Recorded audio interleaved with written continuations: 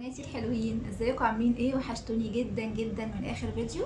مبسوطه قوي بكميه التعليقات الحلوه واللايكات الكتير بتاعتكم الحلوه، وكمان مبسوطه قوي بالبنوتات الجداد اللي بينضموا معايا في القناه اصحابي. مبسوطه قوي بيكم، فرحانه قوي ان القناه بتكبر بيكم. قبل اي حاجه لو انت جديده معايا في القناه متنسيش تعمل سبسكرايب للقناه وتفعلي زرار الجرس عشان يوصلك كل فيديو انا بنزله. وبستنى دايما تعليقاتكم الحلوه ولايكاتكم الحلوه. وقبل ما اقول لكم هنعمل ايه النهارده في الفيديو، عايزه بس ارد على بنوته انا اوريدي رديت عليها في التعليقات. هي بعتالي تعليق على اخر فيديو ليا، واللي ما يعرفش انا عامله سلسله عندي على القناه، سلسله ريفيوهات. انا كنت مجمعه منتجات كتير قوي يا بنات، وكنت طالعه اعمل لكم عنها ريفيوهات. فبدل ما كنت بتكلم في فيديو واحد على كميه المنتجات دي كلها، والمنتجات كتير جدا، فانا قسمت المنتجات دي على فيديوهات قصيره. كل فيديو بيكون فيه حوالي 3 منتجات بتكلم عنهم، سواء كانوا مصريين او مستوردين، حاجات انا استخدمتها من شهور، من قبل مقاطعه، من قبل اي حاجه. البنوته دي كانت بعتالي تعليق على الفيديو ده، وانا قلت لكم ان انا اوريدي رديت عليها، وفضلنا نتكلم انا وهي في التعليقات فتره.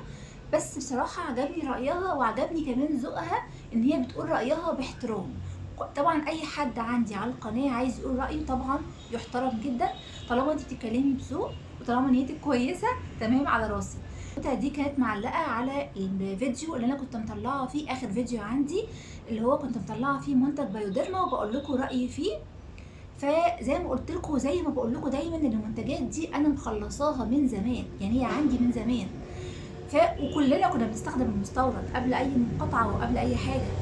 فانا كنت مجرباه وطالعه اقول لكم رايي فيه، لاني انا عامله القناه دي يا بنات كانها، يعني عارفين القاموس معلومات، انا حاطه في نيتي كده ان انا قناتي تكون قاموس معلومات خاص بالسكين كير والبادي والهير كير.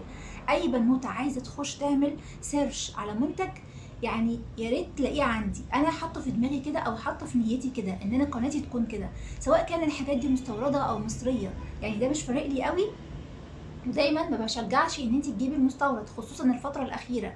كنت في الاول بقول لكم دايما هاتوا المستورد وهاتوا مش عارفه ايه، لانه بيكون دايما افكتيف اكتر، ودايما كان دايما الحاجات المستورده يعني موجوده بكثره، ودايما الحاجات المصريه ما كانتش موجوده، او قليل جدا اللي كان مصري موجود، او قليل جدا اللي كان مصري ليه تاثير. لكن دلوقتي يا بنات الموضوع اختلف تماما، وبقت المنتجات المستورده هي اللي قليله في السوق، والمنتجات المصريه ابتدت تشتغل على نفسها.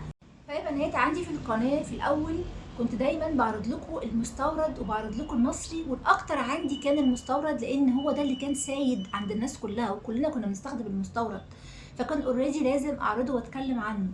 لكن دلوقتي يا بنات الموضوع اختلف، بقت كل فيديوهاتي دلوقتي عن المنتجات المصريه والبراندات، بحاول اجيب البراندات المصريه الجديده وبجربها وبطلع اقول لكم رايي فيها. دي حاجات عندي اوريدي انا استخدمتها، وهدف القناه عندي كده ان انا بتكلم عن المنتجات السكين كير وحاجات الشعر والبشره والجسم، سواء كانت مستورده او سواء كانت مصريه. ودايما هتلاقوا المستورد اللي بعرضه خلصان عندي وبطلع اقول لكم رايي فيه، بس مش اكتر. فاتمنى تكون رايي وصل للبنات كلها، ووصل كمان البنوته القمر اللي هي بعتت لي، وانا كمان محترمه جدا رايها وغيرتها على موضوع المقاطعه ده. الحمد لله كلنا بنحاول نفكر بعض، وكلنا الحمد لله بنحاول ان احنا نقاطع، وسواء كان في الحاجات التجميل او كمان الحاجات العاديه اللي هي الاكل والشرب وكده. فانا كنت حابه ان انا اوضح النقطه دي، واتمنى ان هي تكون وصلت للبنات كلها. ويلا بينا بقى نخش على الفيديو. فيا بنات جربت اول حاجه الكريم بتاعهم اللي هو ده، وجربت الهيدرونيك اسيد سيرم بتاعهم اللي هو ده، وكمان جربت السيرم بتاع النياسيناميد بتاعهم. تمام، دول كانوا عباره عن باندل كده مع بعض. هي السايت حاطين يا اما تشتري المنتج لوحده يا اما تشتري باندلز. الباندلز دول ممكن يكونوا مثلا الاثنين دول مع بعض، ممكن يكونوا الاثنين دول مع بعض، ممكن يكونوا الثلاثه مع بعض، وهكذا، كل واحد بسعر. وكمان في حاجات تانية، يعني في حاجات تانية على الموقع هتلاقوها برضو ممكن تعجبكم، في كريم تفتيح تقريبا للبشرة او غسول، وفي كمان السان سكرين بتاعهم. فانا بصراحة جربت الثلاثة دول بس، فهنتكلم عن منتج منتج وهنقول رأينا فيهم. طيب يا بنات قبل ما اتكلم عن المنتجات واقول لكم رايي في كل منتج لوحده، بس انا عايزه اقول لكم لما جبت المنتجات دي انا جبتهم في فتره الشتاء اللي فاتت. طبعا الجو كان ساقع جدا، وكلنا او معظمنا في الشتاء بشرتنا بتجف جدا. انا عن نفسي بشرتي بتبقى جافه جدا في الشتاء، فاي كريم خفيف ما بيمشيش معايا. فلما استخدمت الباندل دي او لما استخدمت المنتجات دي في فتره الشتاء، حسيت ان هم لا، مفيش اي تاثير منهم خالص. عجبني بصراحه، حسيت ان هم يعني ترطيبهم ضعيف جدا جدا في الشتاء. فبصراحه قلت خلاص انا هوقفهم في الشتاء وهرجع اجربهم تاني لما الصيف يخش والحر وكده. لما جربتهم في الصيف لا، رايي فيهم مختلف تماما، لان اتاكدت كده ان المنتجات دي خاصه جدا للبشره الدهنيه والبشره المختلطه، وكمان ممكن البشره العاديه. لكن البشره الجافه حتى في الصيف مش هيناسبها المنتجات دي خالص من وجهه نظري، مع ان هم كاتبين على المنتجات دي ان هي تنفع لجميع انواع البشره. بس انا حاسه لو انتي بشرتك جافه جدا حتى لو في الصيف مش هيناسبك المجموعه دي او مش هيناسبك المنتجات دي. يا بنات هتكلم دلوقتي على اول منتج معايا، وهو الكريم الترطيب بتاع سكين سايد. ده شكله كده. انا بهتم جدا بالباكجينج. اول حاجه شدتني للمنتج كله او للعبوات كلها ان الباكجينج بتاعها مختلف وحلو قوي. حجمه صغنون كده، فبالنسبه لي حجمه حلو قوي ان انا اخده معايا في اي مكان في الشنطه. لونه عسول قوي، والباكجينج بتاعته عجبتني جدا. حسيت ان المنتجات بتاعت سكين سايد دي الباكجينج بتاعها مختلفه وشكلها كده حلو قوي، شكلها قيم. انا في منتجات مصريه استخدمتها كان الباكجينج بتاعها بصراحه رديء، حتى لو هي تاثيرها حلو بس الباكجينج بتاعها ما كانش عاجبني او ما كانش احسن حاجه.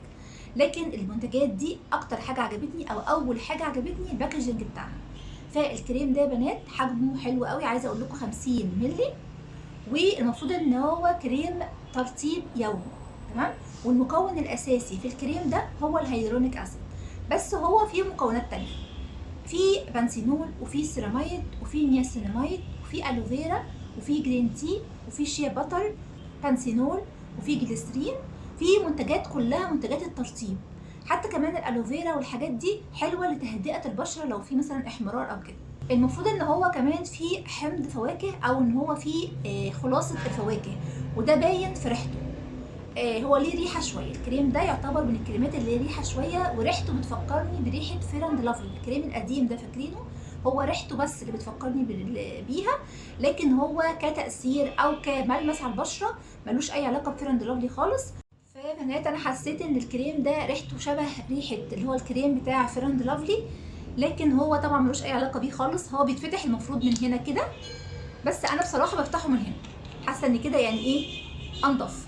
بحط الكريم بتاعي، بتحطي مثلا فيما يعادل مثلا إيه اللي هو كميه كده، كانك حاطه مثلا على قد الترمسيه كده، وبتوزعيه على بشرتك كلها ما عدا منطقه العين.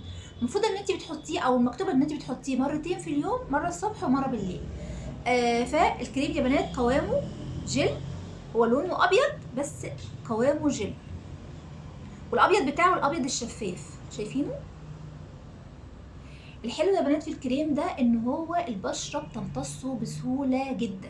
اول ما بحطه وبعمل له مساج كده للبشره بلاقي البشره امتصته على طول، فدي حاجه كويسه. عشان كده بقول لكم ان الكريم ده مناسب اكتر للبشره المختلطه والبشره الدهنيه، ما بيسيبش تاثير دهني على البشره خالص، البشره بتمتصه بسهوله. وكمان احساسه بعد ما البشره بتمتصه، عارفين الاحساس البودر او المات، الاحساس اللي هو الملمس بتاع بشرتك كده، بتحس ان انت بشرتك مات كده وبودري كده. فدي حاجه حلوه جدا برضو لاصحاب البشره الدهنيه او المختلطه. بتحط مرتين في اليوم، وكمان بتحطي طبعا قبليه السيرم وبعد كده بتحطي الكريم، سواء السيرم بتاع الهيالورونيك اسيد بتحطيه وبعد كده بتحطي الكريم، او سيرم النياسيناميد وبعد كده بتحطي الكريم. بنات رأيي في الكريم ده ان هو مناسب للبشرة الدهنية والبشرة المختلطة، وكمان لو بشرتك حساسة هيبقى كويس معاكي، مع ان هو فيه ريحة شوية بس هو تمام برضو كويس. وترطيبه حلو قوي زي ما قلت لكم، بيسيب البشرة مات وبيسيب الملمس اللي هو البودري ده، ما بيخليش البشرة فيها لمعة. والمفروض ان هو مكتوب عليه ان هو بيجدد البشرة وبيقلل الخطوط الموجودة في البشرة وبيقوي الحاجز بتاعها، وكمان ان هو بيخلي البشره سوفت او سموز. انا فعلا لاحظت ان هو فعلا بيخلي البشره ناعمه كده وسموز.